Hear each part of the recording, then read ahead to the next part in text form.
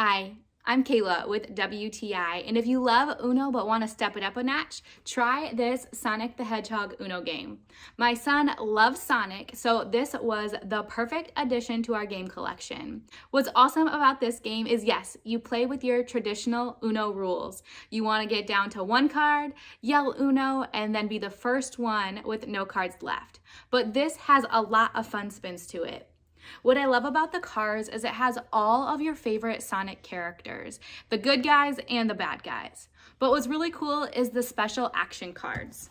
So this set has your traditional action cards, skip, reverse, draw two, but it also has some really cool and fun special rule action cards. So this one here is the Victory Lap wild card. This means that every player has to draw one card when you place your wild card. And I still get to choose the color, which is awesome.